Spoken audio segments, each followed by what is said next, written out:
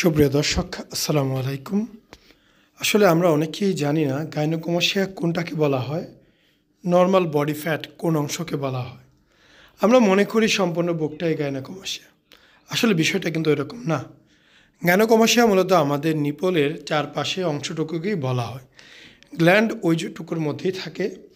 আমাদের body fat বা স্বাস্থ্য অনুযায়ী আমাদের কিন্তু পেটে, বুকে, হাতে, পায়ে, চেহারায় চর্বি আসে। তো এই যে শরীরে যে চর্বিটা আসে, এই চর্বিটা কিন্তু একদমই নর্মাল। ওজন বাড়া এবং কমার সাথে এটা কমতে পারে, বাড়তে পারে। তবে আমি যে অংশটা ধরে দেখাচ্ছি, এখানে গ্ল্যান্ড আছে নিপলের নিচে। এই গ্ল্যান্ড মূলত প্রবলেম, এবং এইটার সমাধান করলেই আপনার গাইনোকমাসিয়ার সমাধান হয়ে যায়। দেখা যাচ্ছে আপনার এটা সৌন্দর্য করার খাতিরে আমরা কিন্তু চেস্টের উপরের অংশ, সাইডের যতটুকু পসিবল করে দেওয়া হয়।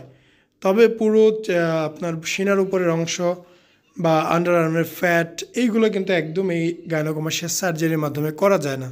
হ্যাঁ, এমন অনেক লোক আছে যে বলে যে ভাই আমি স্বাস্থ্য কমাতে চাই না, ওজন কমাতে পারবো না, আপনারা আমার হাতের নিচের চর্বি, পিঠের চর্বিও কমিয়ে দেন। সেক্ষেত্রে আমরা পরামর্শ দিয়ে থাকি, আপনি এই ধাপে পারবেন না, দ্বিতীয় ধাপ, দ্বিতীয়বার অপারেশন করবেন শুধুমাত্র হাতের নিচের চর্বি এবং পিঠের জন্য। গাইনোকমাসিয়া আলাদা বিষয়, হাতের নিচের এবং পিঠের চর্বি আলাদা বিষয়। যে গাইনোকমাসিয়ার সমস্যাটা আগে ছিল, ওটা কিন্তু একদম সমান হয়ে গেছে। এখন আর জামা কাপড় পরতে কোনো বাধা নেই, পরলে কোনো সমস্যা হবে না। এখন সে একদমই নর্মাল, একদমই ফিট আছে। সে যদি বডি আরও ফিট করতে চায়, অবশ্যই তার একটু মেহনত করতে হবে, বডির চর্বি কমাতে হবে।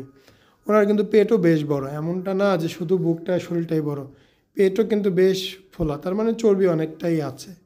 সো আশা করি আপনারা বিষয়টা বুঝতে পেরেছেন যে গাইনোকমাসিয়া কোনটুকু, বডি ফ্যাট কোনটুকু, কোনটা অপারেশন হবে, কোনটা নিজের চেষ্টা করে কমাতে হবে।